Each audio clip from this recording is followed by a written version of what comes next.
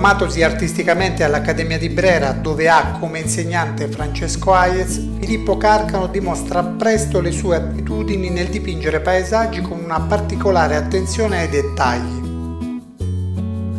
Le sue riflessioni poetiche sul quotidiano, nella descrizione di scene di genere o di umili attività lavorative trovano massima espressione nell'impiego della luce.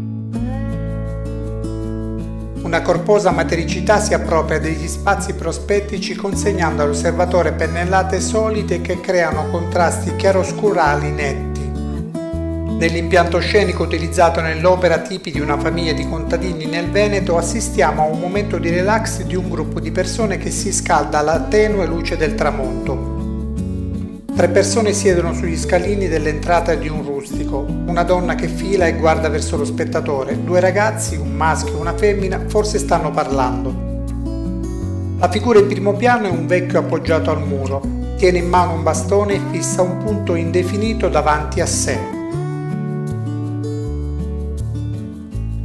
Una scena senza clamori, silenziosa, sommessa, ma che esprime una energia travolgente. I giochi di luce si fanno protagonisti e sembrano trasformare un soggetto realista nell'istantanea di una fiaba narrata per immagini. Uomini e donne bloccati in un tempo sospeso in attesa di una rivoluzione.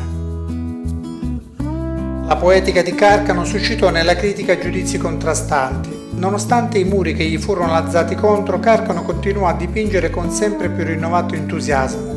I risultati, anche in termini di mercato, arrivarono nel 1878, quando vinse il premio Milius. Le sue opere salirono di quotazione e la critica gli riconobbe il valore che meritava. Vinse 2 volte il premio Principe Umberto. Diventò professore all'Accademia di Brera. Alcune sue opere sono esposte alla Pinacoteca di Brera e da molti considerato il caposcuola del naturalismo lombardo.